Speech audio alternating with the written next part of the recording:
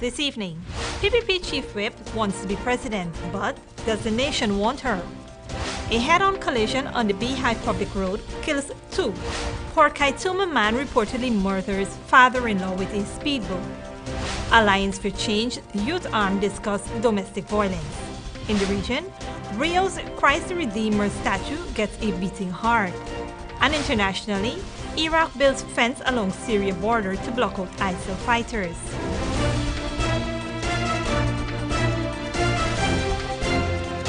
From Safe TV headquarters in South Bradford Gardens, this is Safe TV Headline News with George Gonzalez.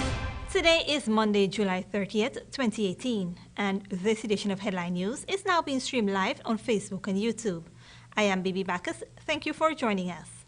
An accident on the east coast of Demerara has claimed the lives of 2 young adults. Here's George Gonzalez with that story.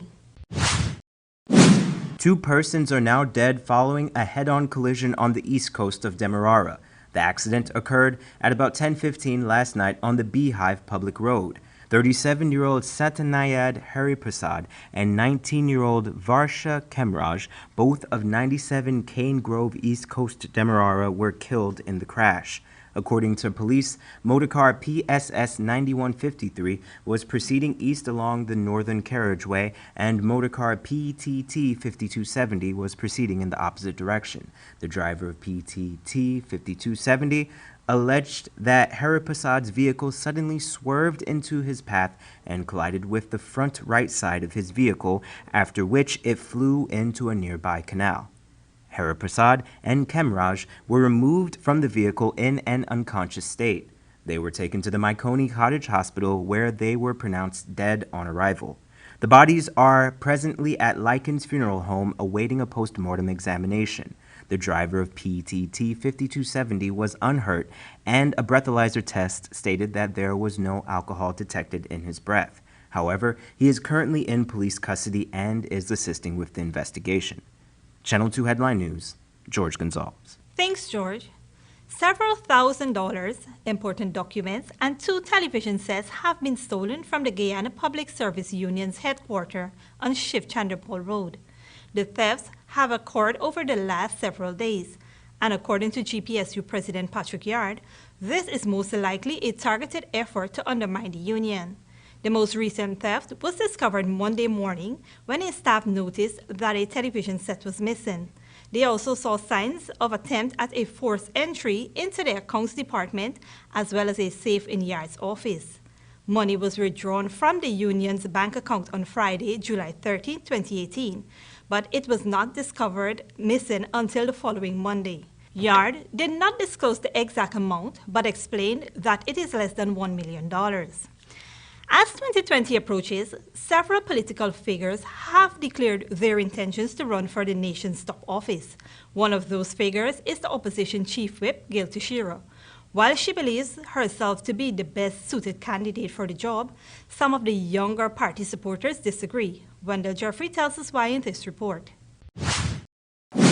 As I said before, everyone who believes that he or she has qualities, and there might be 8 or 9 people who think they can make a good president.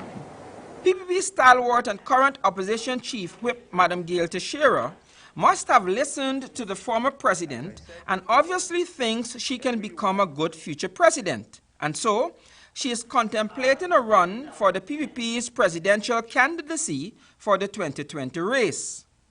In today's edition of Stabroek News, Teixeira is quoted as saying that there are some of us who are considering, not only the ones named so far, and we will make our decisions known at an appropriate time. In early July this year, Channel 2 Headline News had asked the PPP General Secretary Bara Jagdeo what he thought about Charles Ramson's public announcement that he would like to be the PPP's presidential candidate.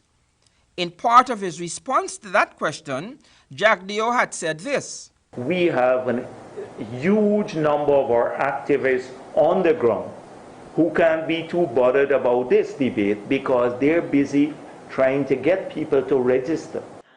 So on reading about Gail Teixeira's announcement today, Channel 2 headline news went to Campbellville, Georgetown, to a former PNC enclave that has since 2016 flipped to a PPP stronghold. We asked those at the meeting today on their thoughts of Gail Teixeira's intention to compete to lead the PPP. None of those gathered wanted to speak on camera. However, the general consensus is that they did not want a Teixeira presidency. The former PNC supporters said that one of the reasons they left the PNC is because the Granger administration has not been paying sufficient attention to the young people like them. Gail Teixeira has just turned 66, and the young PPP members are concerned that with a Teixeira presidency, the same rejection of the youths taking place in the Granger administration might take place in the Teixeira administration. Here again is Jack Dio on the issue earlier this month. I will, at the appropriate time, share my views. Others will share their views. People who receive nominations will then be placed on a ballot, and the members of the Central Committee will vote. And whoever emerges with the top vote, the entire party will support that person. What Channel 2 headline news is finding out is that the party who can register and turn out the youth will be the party most likely to win.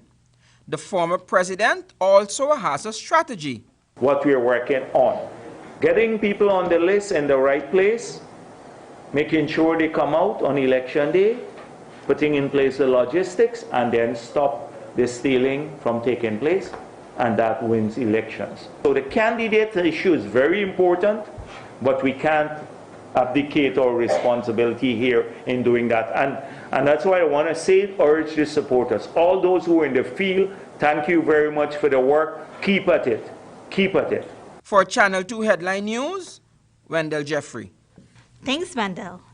Esther Sobers tells us that over the weekend, a Port Kaituma man reportedly murdered his father-in-law with a speedboat in a fit of rage. Dennis Williams, a farmer of Canal Bank, Port Kaituma, Northwest District, was allegedly killed by his son-in-law. According to police, at around 3 hours on Saturday morning, George Van Sloitman and two friends were consuming alcohol outside of a house. Shortly thereafter, Williams reportedly started to beat his wife. The woman's father, who lives in close proximity to the house, crossed the river with his boat, rescued her, and remained there until the next morning. Shortly after 6 a.m., Williams left his daughter. While he was returning home in his boat, Van Sloitman entered another boat powered by an outboard engine. He then reportedly drove over the elder's man boat in a fit of rage. Williams fell overboard and drowned. The body of Williams was recovered and was found with injuries to the head. The body is presently at Port Kaituma Hospital mortuary awaiting a post-mortem, while Van Sloitman is in police custody and assisting in investigations. For Channel 2 Headline News, Esther Sobers. Thanks, Esther. Don't go away. Coming up after the break, man inexplicably attacks wife, mother-in-law, and niece. And young supporters of the AFC discuss domestic violence. But first, here's today's foreign currency exchange rates.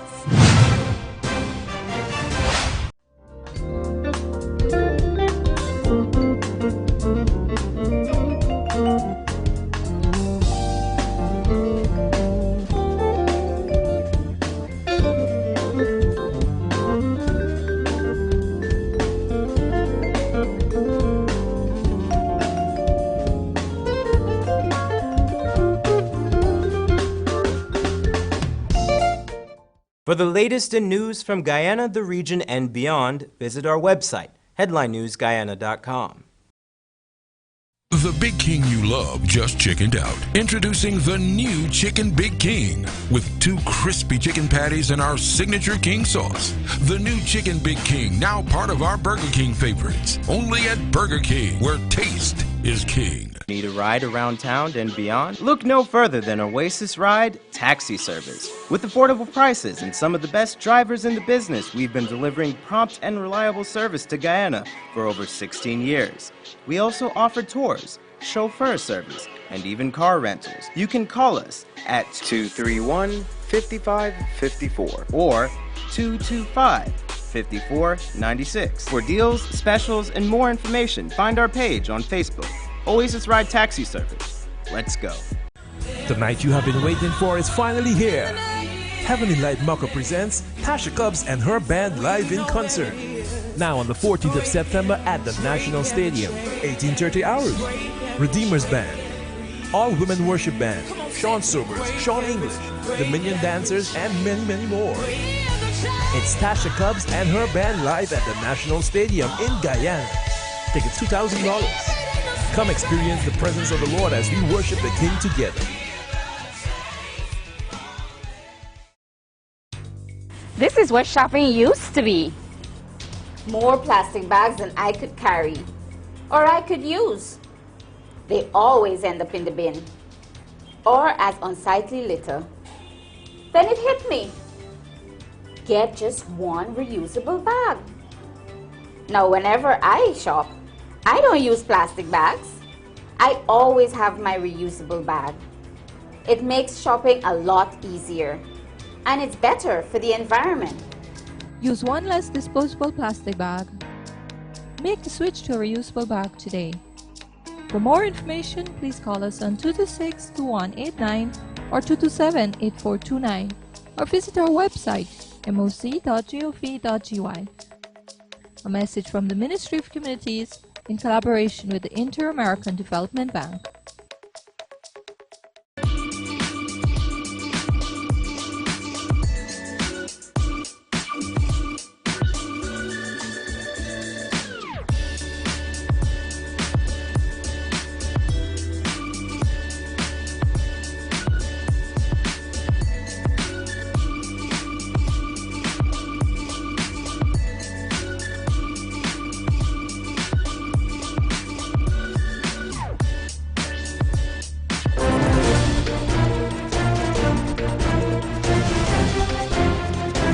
Welcome back.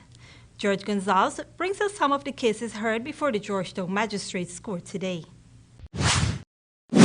Today, 4 suspects faced the Georgetown Magistrates Courts on drug trafficking charges. The 4 suspects are 30-year-old Jason Danpat, 29-year-old Jermaine Hickle, 34-year-old Inderjet Bipat, and 24-year-old Tari Akeem Kush. It is alleged that on the 28th of July, the 4 men were busted by the Customs Anti-Narcotics Unit and was found with more than 250 pounds of marijuana. In a statement, its ranks conducted the operation and found a wooden vessel and a taxi with several bulky bags of marijuana. The 4 men were all remanded to jail on drug trafficking charges. Channel 2 Headline News, George Gonzalez. Thanks, George. According to police, a 21-year-old Essequibo resident is likely to be charged later this week for reportedly robbing her boyfriend of a gold chain. The couple had reportedly stayed the night at a hotel located in Charity, Pomeroon, Supernam. The victim had awoken the following day to an empty room. He later discovered that his gold chain, valued at $912,000, was missing too. He then reported the matter to the Charity police station after repeated phone calls to his girlfriend went unanswered. Detectives arrested the woman at her home. She allegedly admitted to stealing the bit of jewelry and burying it in her backyard. The chain has since been recovered. Last night, the youth of the AFC met to discuss domestic violence. Wendell Jeffrey was there and filed this report. Last night at the Umanayana, the AFC arm Youth for Change, YFC, launched its campaign against domestic violence. The theme for the campaign is I Am the Solution, and the aim is to highlight the positive impact everyone can make, either directly or indirectly, towards reducing the incidences of domestic violence. The YFC urges other youth across Guyana to join this movement as it moves across the country with special programs suited for each community. The YFC said that they recognize that domestic violence is not the same in all regions, and culture must be taken into consideration in order to make a meaningful impact. This I Am the Solution campaign will be heavily focused on conversations with men. A series of settings that men frequent, like barbershops, will be targeted. Speaking last night at the event, Jurita Fernandez said, "As young people in Guyana, the future belongs to us, and with it comes all the responsibilities of safeguarding it for future generations to come." In a press release, the Youth for Change said that they believe that focus has seldom been given to men when addressing the solutions to domestic violence, and this campaign seeks to change that. The young folk said that they will work with other groups willing to be part of this dynamic movement. The event last night was attended by a number of dignitaries, including Second Vice President and Minister of Public Security Kemra Dranjatan and Natural Resource Minister Raphael Trotman, both AFC executive members. For Channel 2 Headline News, Wendell Jeffrey. Thanks, Wendell. A 36-year-old man who allegedly stabbed his reputed wife, mother-in-law, and choked a 4-year-old girl last Saturday is in police custody. Here is Esther Sobers. This past Saturday was a violent one for one East Coast family. 36-year-old Julian Sargent of Success South Road squatting area, East Coast, Demerara, is reported to have injured his reputed wife of 1 year, 19-year-old Tiffany Macbeth, her mother Lauren Macbeth, and her granddaughter Natania Brown. According to information received, Sargent woke up Saturday morning and began choking Tiffany Macbeth's 4-year-old niece. Tiffany intervened and the suspect then began to beat and choke her. The elder Macbeth heard the commotion and went to her daughter and granddaughter's rescue. However, Sargent was armed with a knife, which he used to stab both mother and daughter multiple times. Macbeth claimed that when she called 911 for help, the operator put down the phone on them. The woman was treated for multiple stab wounds. Tiffany Macbeth has since been released from the hospital, while her mother is listed in critical condition. For Channel 2 Headline News, Esther Sobers. Thanks, Esther. Don't go away. After the break, Rio's Christ the Redeemer statue gets a beating heart, and Iraq builds fence along Syria border to block ISIL fighters. But first, here's this week's bridge retraction schedule.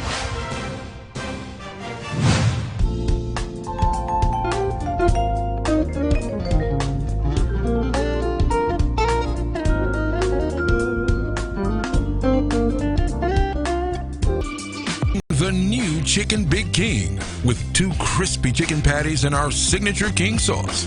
The new Chicken Big King, now part of our Burger King favorites. Only at Burger King, where taste is king. Wouldn't it be nice if we didn't have so much waste to dispose of in the landfill? Well, composting can help us reduce the waste we dispose of by turning our organic waste into compost, which can be used to improve the quality of our soil. Composting is very simple and convenient. You can compost using organic waste such as vegetable skins, or fallen leaves and cut grass and put this in a composting bin or pile. Compost can help your garden grow healthy plants while reducing your volume of waste. It's a really good way to keep our communities clean and healthy. So, let's all start composting our waste. Find out how easy it is. Call us on 226-2189 or 227-8429 or visit our website moc.gov.ui. A message from the Ministry of Communities in collaboration with the Inter-American Development Bank. The night you have been waiting for is finally here. Heavenly Light Mucker presents Tasha Cobbs and her band live in concert. Now on the 14th of September at the National Stadium, 18:30 hours. Redeemer's Band, All Women Worship Band, Sean Sobers, Sean English, the Minion Dancers, and many, many more. It's Tasha Cobbs and her band live at the National Stadium in Guyana. Tickets $2,000. Come experience the presence of the Lord as we worship the King together. Need a ride around town and beyond? Look no further than Oasis Ride Taxi Service. With affordable prices and some of the best drivers in the business, we've been delivering prompt and reliable service to Guyana for over 16 years. We also offer tours, chauffeur service, and even car rentals. You can call us at 231-5554 or 225-5496. For deals, specials, and more information, find our page on Facebook. Oasis Ride Taxi Service. Let's go.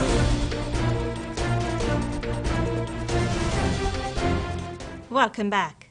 In news from the region now, Rio's Christ the Redeemer statue has had a heart projected on it as part of a health campaign. The Brazilian statue, sometimes lit up in colors, but the beating heart has never been seen before. BBC has more.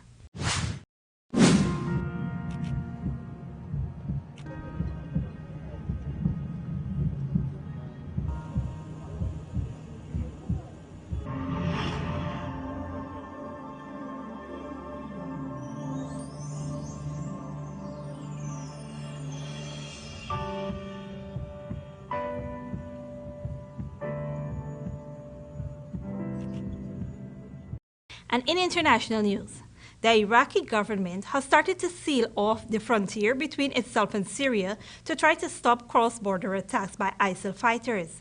Only 20 kilometers of the 600 kilometers fence have been completed since June. Al Jazeera Imran Khan reports from Baghdad. What was once an open border crossing between friendly neighbours is now walled off. Iraq sealing the border with Syria for national security reasons. It's already completed a 20-kilometre stretch. Iraqi helicopters patrol from the air.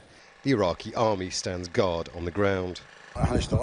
We have implemented a strategic project just like any other country in the world to protect our borders. Frankly speaking, this is the best approach in terms of implementing security, and we can protect ourselves from infiltrators, smugglers, and terrorists. The threat from ISIL has largely been dealt with after the Iraqi army recaptured seized territory and declared victory last year. However, so-called ISIL sleeper cells have taken advantage of the open border and infiltrated from Syria.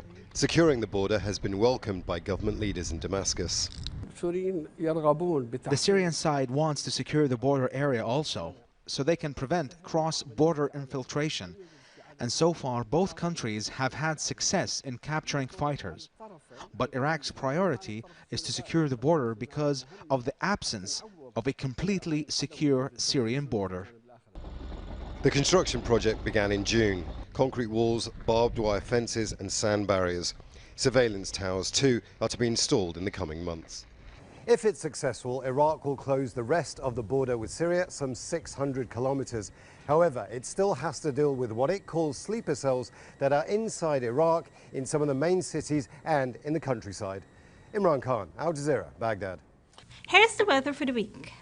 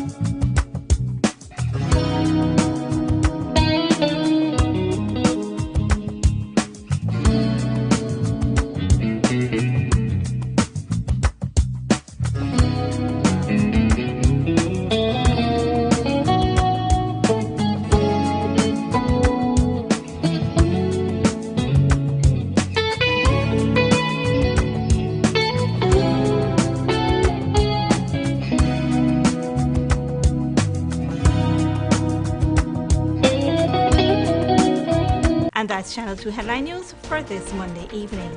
As we take our leave, we invite you to find Channel 2 Headline News on Facebook, YouTube, and our website, headlinenewsguyana.com.